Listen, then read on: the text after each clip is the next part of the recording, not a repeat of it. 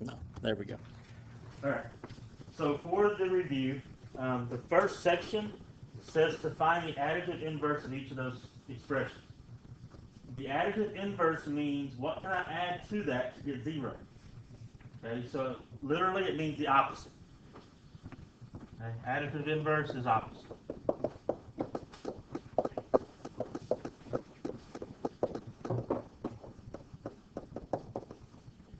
Now, I've seen a lot of people on this one, 2 minus 3i, tell me that the opposite is 2 plus 3i.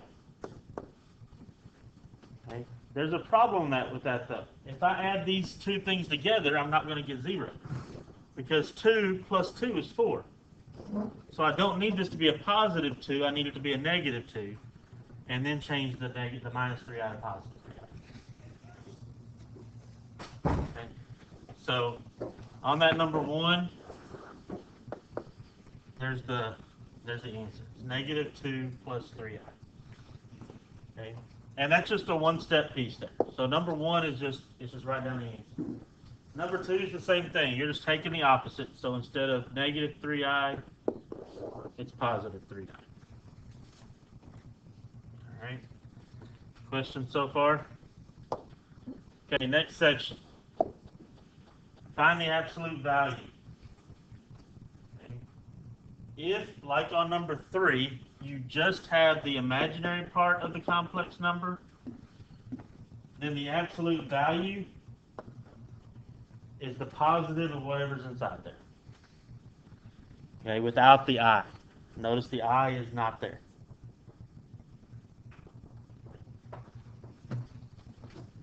So if it's just the imaginary part, you just take this number here, take the absolute value of it.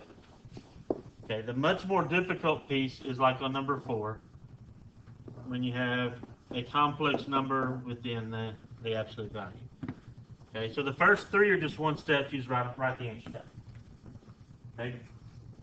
Number 4, what you have to do on this one is you're going to take the square root of this one squared plus that one squared.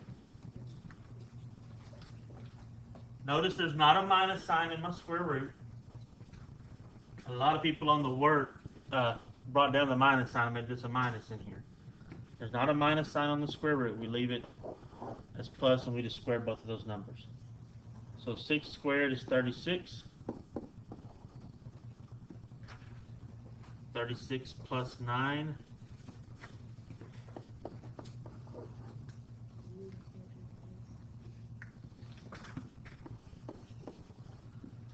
Okay, so the absolute value is the square root of 45.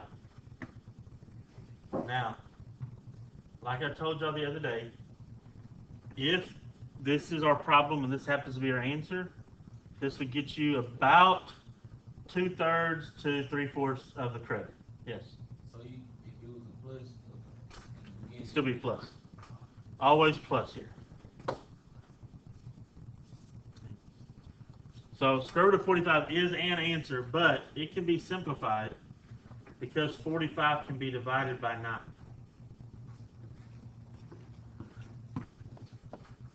So I would rewrite 45 as 9 times 5. And then what is the square root of that 9? Square root of the 9 is 3. So it comes out and the 5 stays underneath. So the actual answer is 3 square root of 5.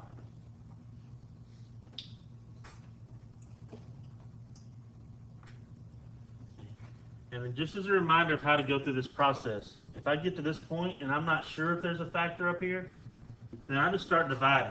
I start where 45 would be, start dividing by the ones below it. 45 divided by 36 is a decimal. 45 divided by 25 is a decimal. 45 divided by 16 is a decimal. 45 divided by 9 is a whole number of 5. So that's why I rewrote 45 as 9 times 5. Okay. A couple of points to make. Once I took the square root of the 9, notice the 3 came out of the square root because I've already taken the square root of that 9. Okay, I don't leave it underneath. And then the 5 stays underneath, it doesn't come out. It's just things I noticed a lot on the homework assignments. All right, you good there?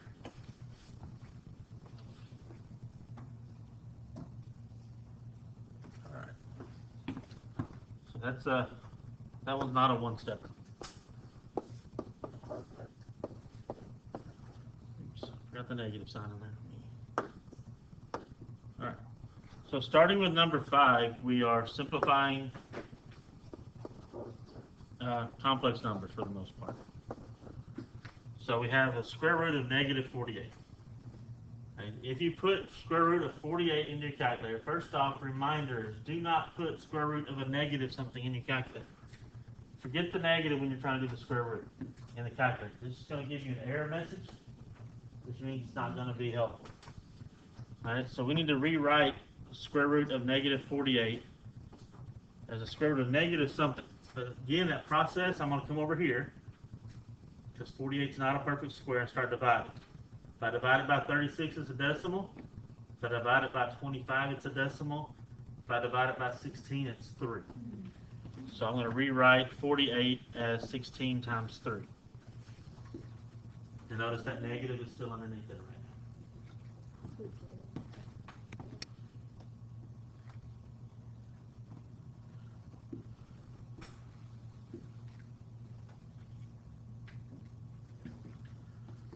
Now I can take the square root of the 16. That's 4. The square root of 3 stays underneath. And then the I goes at the end for that negative.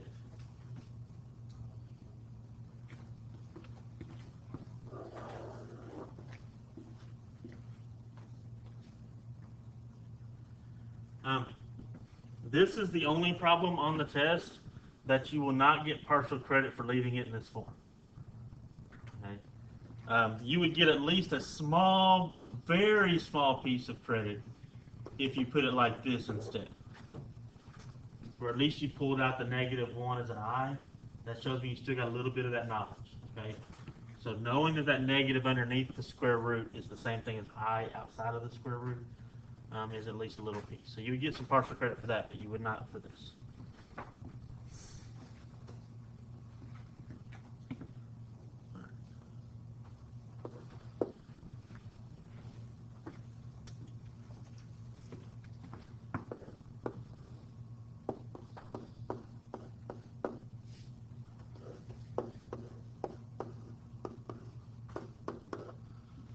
All right, what's this problem want me to do? Subtract, because there's a subtracting sign between. So, because of the subtracting, I'm going to subtract like terms. Okay, what is 5 minus 10? Negative 5. All right, plus 14i minus a negative 2i. Okay, I got the minus sign here and the minus sign there, so they both got to go here. So when I do that, I get a positive 16i.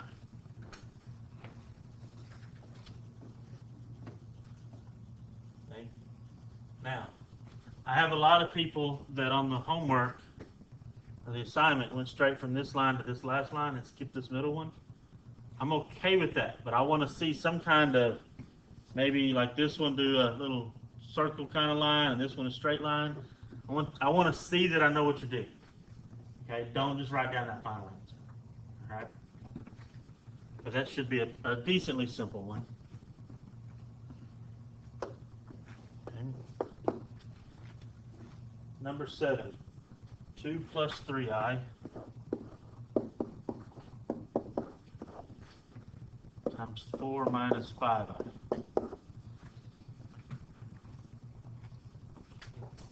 All right, so on this one, the parentheses are together, which means we're going to multiply.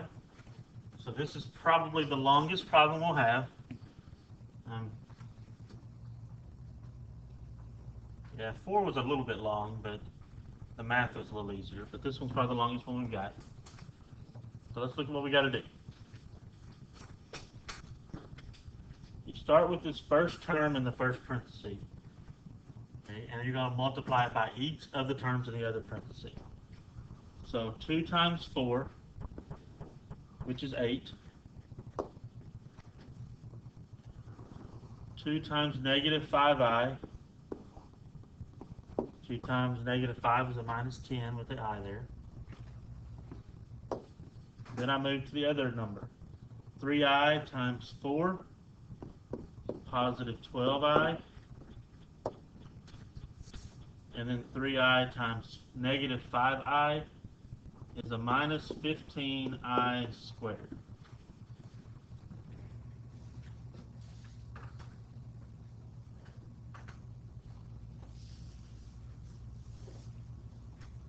So I kind of went through it. I tried to use the color to kind of help out a little bit there. That's weird. Because I had to do the 3i times the 5i. I times I is I squared. I multiplied this I times this I. But the only thing squared on that is the I. Okay, but that's really important because we talked about what does I squared equal. Remember? If I is the square root of -1, then I squared is equal to -1. Okay, so we can actually get rid of the I there. So next step here, I'm going to rewrite this. 8.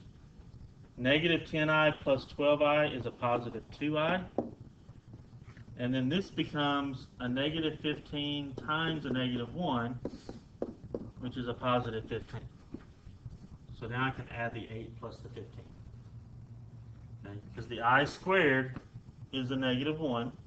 So I replaced it. -15 times -1 is a positive 15.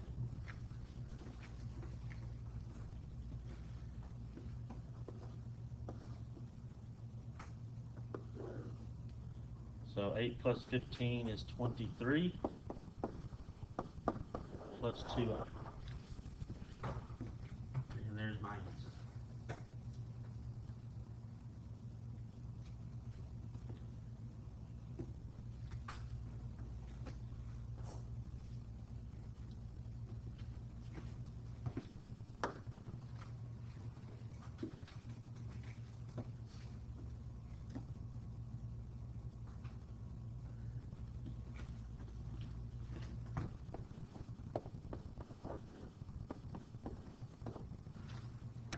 Last one, the square root of -121. What do you get?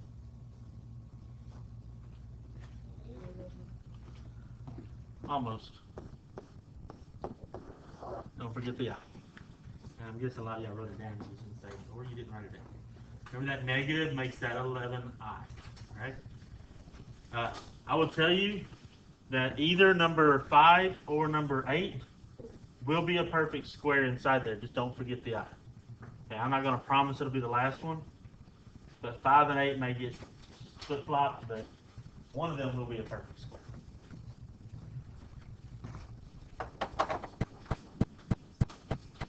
Okay. Any questions?